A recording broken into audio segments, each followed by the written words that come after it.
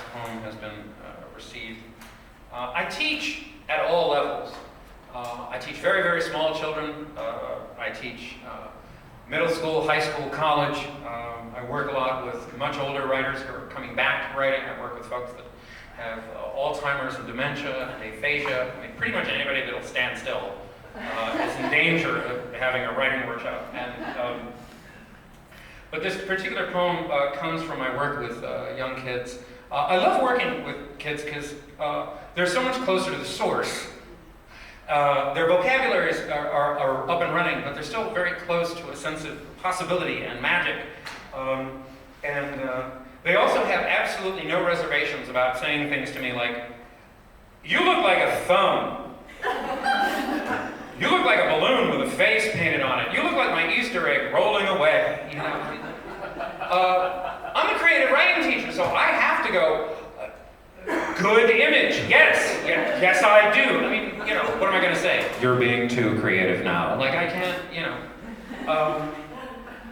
But there are days, you know, when there has been too much sugar or not enough naps and stuff's not really landing on the page, and have to sort of do like I'm going to do tomorrow, you know, just sort of make a game of it, make play.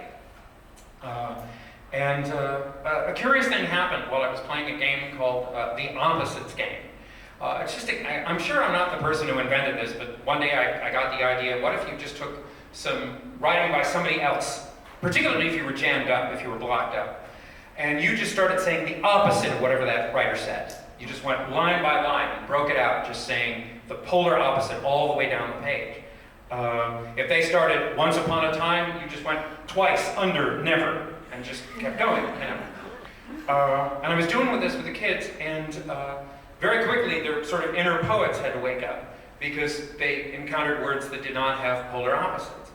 And then you gotta get creative. Anyways, we were using some Emily Dickinson poetry, and this poem happened.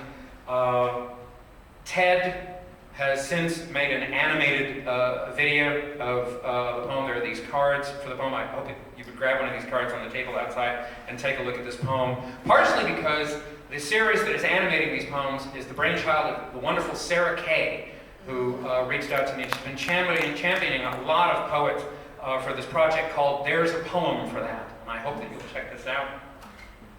Again, my last poem. This is the Opposites game. I thank you so much for your patience, your attention, and your example.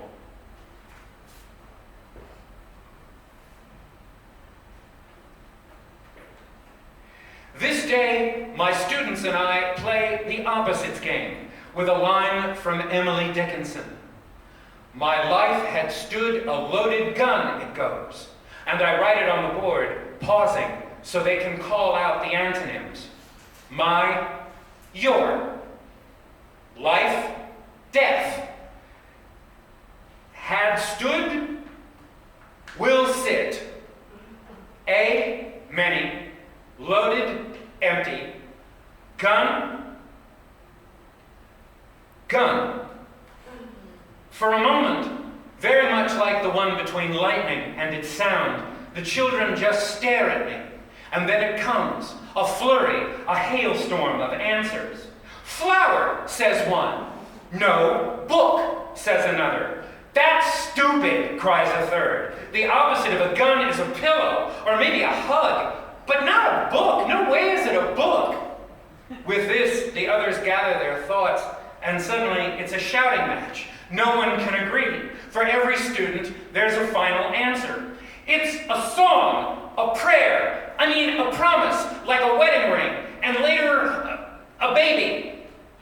Or what's that person who delivers babies?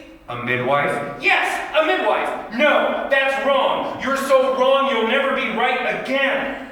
It's a whisper, a star. It's saying "I love you" into your hand and then touching someone's ear.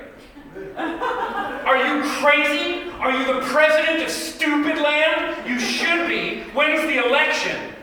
It's a teddy bear, a sword, a perfect peach. Go back to the first one. It's a flower, a white rose. When the bell rings, I reach for an eraser, but a girl snatches it from my hand.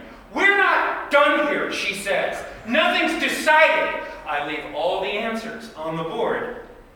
The next day, some of them have stopped talking to each other. They've taken sides. There's a flower club and a kitten club and two boys calling themselves the Snowballs. The rest have stuck with the original game, which was to try to write something like poetry. It's a diamond. It's a dance. The opposite of a gun is a museum in France. It's the moon. It's a mirror. It's the sound of a bell and the hearer.